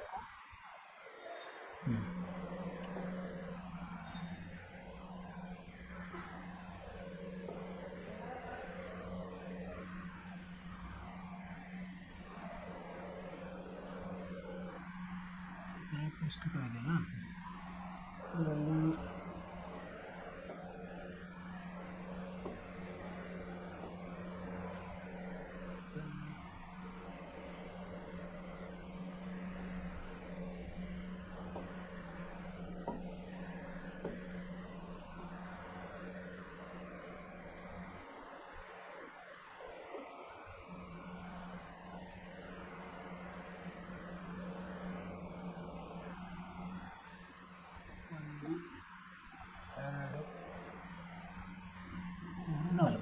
ಇವರ ಕ್ವಶನ್. ಸೊ ಇದು ಒಂದನೇ ಪ್ರಶ್ನೆ, ಒಂದನೇ ಮುಖ್ಯ ಪ್ರಶ್ನೆ. ಇಲ್ಲೇನು ಕೊಟ್ಟಿದ್ದಾರೆ? A D N A N ಕೊಟ್ಟಿದ್ದಾರೆ. ಸೊ ಇಲ್ಲಿ ಏನಿದ್ದಾವೆ? ಎ ಬೆಲೆ ಕೊಟ್ಟಿದ್ದಾರೆ. ಇದು ಸೀರಿಯಲ್ ನಂಬರ್ ಅಂತ ಇದು ಒಂದನೇದ್ದು, ಇದು ಎರಡನೇದ್ದು, ಇದು ಮೂರನೇದ್ದು, ಇದು ನಾಲ್ಕನೇದು. ಎ ಬೆಲೆ ಇವೆಲ್ಲ ತುಂಬ್ಕೊಂಡಂತೆ 7, 3, 8 ಕೊಟ್ಟಿದ್ದಾರೆ. ಇಲ್ಲಿ ಏನು ಕಂಡುಹಿಡಬೇಕು? A N ಕಂಡುಹಿಡಬೇಕು. ಹೆಂಗೆ ಕಂಡುಹಿಡಿಯೋದು? ಸೂತ್ರದಿಂದ. ಒಂದನೇದಕ್ಕೆ ಸೂತ್ರವನ್ನು ಹಾಕೋಣ. ಎ ಎನ್ ಸಮ ಎ ಪ್ಲಸ್ ಎನ್ ಋಣ 1 ಡಿ. ಇನ್ನೇನು ಎ ಎಷ್ಟು ಕೊಟ್ಟಿದ್ದಾರೆ? 7 ಕೊಟ್ಟಿದ್ದಾರೆ. ಸಂಕಲನ ಎನ್ ಎಷ್ಟಿದೆ? 8 ಋಣ 1 ಡಿ ಎಷ್ಟಿದೆ? 3 ಇದೆ. ಏನು ಬರ್ತದೆ? 7 ಸಂಕಲನ 8ರಲ್ಲಿ 1 ಹೋದರೆ 7, 7 3 21 ಅಂದರೆ 28 ಬರ್ತದೆ ಉತ್ತರ. ಸೊ ಇದು 28. ಇದು ಎಷ್ಟು ಬಂತು? 28. ಉತ್ತರ 28.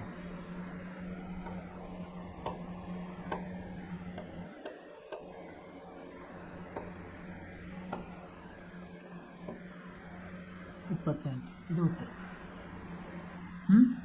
ಈಗ ಒಂದನೇ ಉತ್ತರ 28. ಇಲ್ಲಿ ಎರಡನೇದು ನೋಡೋಣ ಏನಿದೆ. ಏನೇನು ಕೊಟ್ಟಿದ್ದಾರೆ ಅವರು? ಇದು ಎ ಕೊಟ್ಟಿದ್ದಾರೆ, ಋಣ 18 ಅಂತ ಕೊಟ್ಟಿದ್ದಾರೆ. ಆಮೇಲೆ ಇದು ಡಿ ಕೊಟ್ಟಿಲ್ಲ. ಇದು 10, 0. ಇದು 10 ಕೊಟ್ಟಿದ್ದಾರೆ, ಇದು 0 ಕೊಟ್ಟಿದ್ದಾರೆ. ಈಗ ಡಿ ಕಂಡುಹಿಡಬೇಕು. ಇದೇ ಸೂತ್ರವನ್ನು ಉಪಯೋಗಿಸ್ಬೇಕು ನಾವು. ಎ ಎನ್ ಸಮ ಎ ಸಂಕಲನ ಎನ್ ಋಣ 1 ಡಿ. ಏನೇನು ಕೊಟ್ಟಿದ್ದಾರೆ ಅದನ್ನು ಅಲ್ಲಿ ಹಾಕೋದು ನಾವು. ಎ ಕೊಟ್ಟಿದ್ದಾರೆ, ಎ ಎನ್ ಕೊಟ್ಟಿದ್ದಾರೆ, ಎಷ್ಟು? 0 ಅಂತ ಕೊಟ್ಟಿದ್ದಾರೆ. ಸಮ ಋಣ 18 ಸಂಕಲನ ಎನ್ ಎಷ್ಟಿದೆ? 10 ಋಣ 1 ಡಿ ಎಷ್ಟಿದೆ? ಡಿನ ಕಂಡುಹಿಡಿಬೇಕು ನಾವು. ಸೊ ಇದು ಋಣ 18 ಈ ಕಡೆ ಹೋದರೆ ಧನ 18 ಆಗ್ತದೆ. 10ರಲ್ಲಿ 1 ಹೋದರೆ 9 ಡಿ ಆಗುತ್ತೆ.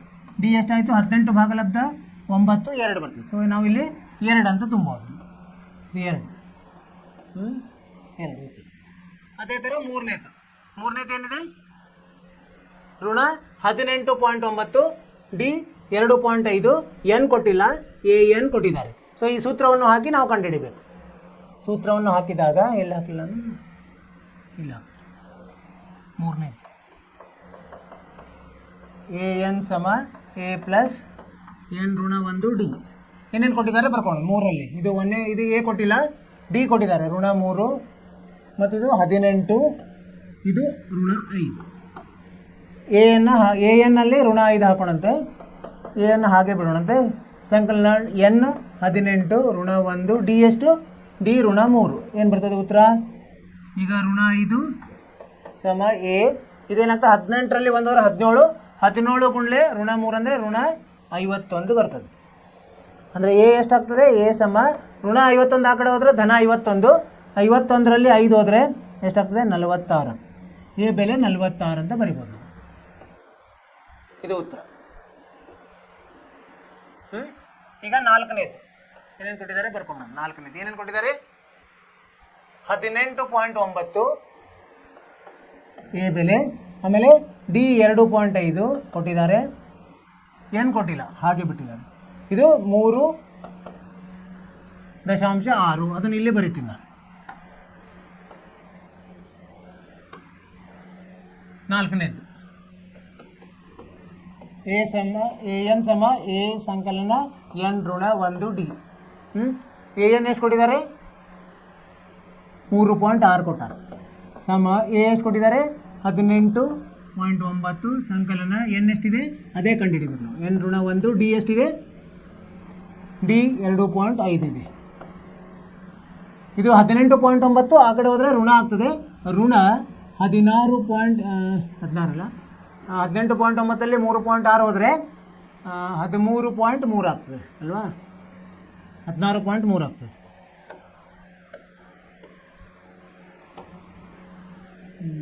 15 18ರಲ್ಲಿ 3 ಹೋದರೆ 15 ಉಳಿತದೆ.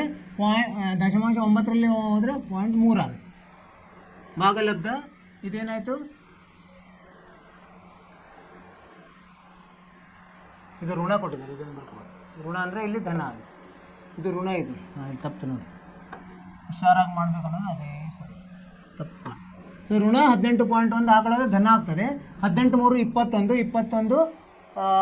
21, 22.5 ಆಯಿತು. ಭಾಗಲಬ್ಧ 2.5 ಸಮ n ಋಣ 1. ಇದು ಎಷ್ಟು? 25 9 ಆಗ್ತದೆ.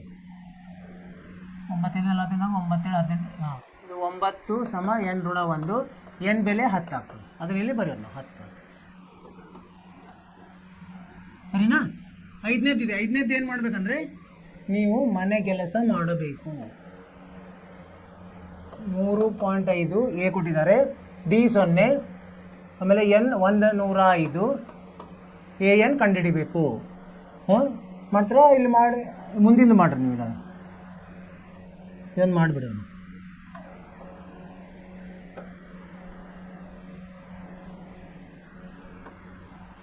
ಐದನೇದು ಎ ಎನ್ ಸಮ ಎ ಸಂಕಲನ n-1 ಡಿ. ಏನೇನು ಕೊಟ್ಟಿದ್ದಾರೆ? ಎ ಎಷ್ಟು ಕೊಟ್ಟಿದ್ದಾರೆ? 3.5 ಪ್ಲಸ್ ಎನ್ ಎಷ್ಟಿದೆ? 105 ಋಣ 1. ಡಿ ಎಷ್ಟಿದೆ? 2.5 ಅಂತಿದೆ.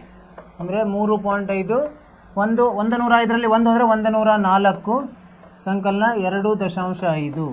ಎಷ್ಟು ಬರ್ತದೆ ಇದು?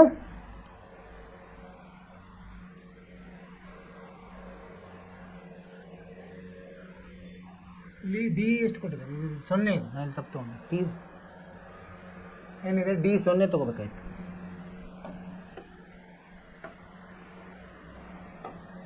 ಡಿ 0 ಅಂದರೆ ಇದು ಪೂರ್ತಿ 0 ಆಗಿಬಿಡ್ತದೆ. ಇಲ್ಲಿ 3.5 ಉತ್ತರ ಬರ್ತದೆ. ಡಿ 0 ಆದರೆ ಎಲ್ಲ ಪದಗಳು ಒಂದೇ ಇರ್ತದೆ. ಎ ಎನ್ ಯಾವುದೇ ಪದ ಇರಲಿ ಒಂದೇ ಬರ್ತದೆ. ಇದು ನಾನು 5 ಮಾಡಿದೆ. ನೀವೇನು ಮಾಡಬೇಕು? ಮನೆಯಲ್ಲಿ ಇವನು ಮತ್ತೆ ಮಾಡಬೇಕು, ಮಾಡಿ ಪರೀಕ್ಷಿಸಬೇಕು ಸರಿಯಾಗಿದೆ ಇಲ್ಲ. ಆಮೇಲೆ ಎರಡನೆಯ ಮುಖ್ಯ ಪ್ರಶ್ನೆಯನ್ನು ನೀವು ಮನೆಯ ಕೆಲಸ ಅಂತ ಮಾಡೋದು. ಕೆಳಗಿನವುಗಳಿಗೆ ಸರಿಯಾದ ಆಯ್ಕೆಯನ್ನು ಆರಿಸಿ ಸಮರ್ಥಿಸಿರಿ. ಇಲ್ಲೊಂದು ಸಮಾಂತರ ಶ್ರೇಣಿ ಕೊಟ್ಟಿದ್ದಾರೆ, ಅದರಲ್ಲಿ 30ನೇ ಪದ ಯಾವುದು? ಅಲ್ಲಿ ಏನು ಕೊಟ್ಟಿದ್ದಾರೆ ಅವರು? ಆಯ್ಕೆಗಳು. ನೀವು ಕಂಡುಹಿಡಿದು ಆ ಆಯ್ಕೆಗಳನ್ನು ಟಿಕ್ ಮಾಡಿ. 2 ಲೆಕ್ಕಗಳಿವೆ. ನೀವು ಮನೆ ಕೆಲಸ ಮಾಡಿರಿ, ಬಂದಿಲ್ಲ ಅಂದರೆ ನಾಳೆ ಮತ್ತೆ ಪ್ರಯತ್ನ ಮಾಡೋಣ. ಅಲ್ಲಿವರೆಗೆ ಏನು ಮಾಡ್ಬೇಕು? ನೀವು ಇದರದ್ದು ನಿರಂತರ ಪ್ರಯತ್ನ ಮಾಡ್ತಾನೆ ಇರಬೇಕು. ಬೇರೆ ಬೇರೆ ಬುಕ್ಸ್ಗಳಿಂದ ಅಭ್ಯಾಸ ಮಾಡಿ. ಇಷ್ಟು ಹೇಳ್ತಾ ಇವತ್ತಿನ ತರಗತಿಯನ್ನು ಮುಗಿಸೋಣ ಅಂತ. ಇಲ್ಲಿವರೆಗೆ ನೀವು ಕೇಳಿದ್ದಕ್ಕೆ ತುಂಬ ಧನ್ಯವಾದಗಳು. ನಿಮ್ಮ ಏನಾದರೂ ಸಂದೇಹಗಳಿದ್ದರೆ ನಮಗೇನು ಮಾಡ್ಬೇಕು? ನೀವು ಮೆಸೇಜ್ ಮಾಡಬೇಕು. ಅಂದರೆ ನಾವು ನಿಮಗೆ ಪರಿಹಾರ ಕೊಡ್ತೀವಿ. ನೀವು ನಿರಂತರವಾಗಿ ಇದನ್ನು ಏನು ಮಾಡಬೇಕು? ಪುನರಾವರ್ತನೆ ಮಾಡ್ತಾನೆ ಇರಬೇಕು. ಮನೆ ಕೆಲಸವನ್ನು ಮಾಡಿರಿ, ಪಠ್ಯೇತರ ಚಟುವಟಿಕೆಗಳಲ್ಲಿ ಭಾಗವಹಿಸಿರಿ. ನಿಮ್ಮ ಬಗ್ಗೆ ನಿಮಗೆ ಕಾಳಜಿ ತಗೊಳ್ಳಿ. ಆರೋಗ್ಯದ ಬಗ್ಗೆ ಕಾಳಜಿ ಇರಲಿ. ಇಷ್ಟು ಹೇಳ್ತಾ ಇವತ್ತಿನ ತರಗತಿಯನ್ನು ಮುಗಿಸೋಣ ಅಂತ. ನಿಮಗೆ ಶುಭವಾಗಲಿ. ನಮಸ್ಕಾರ.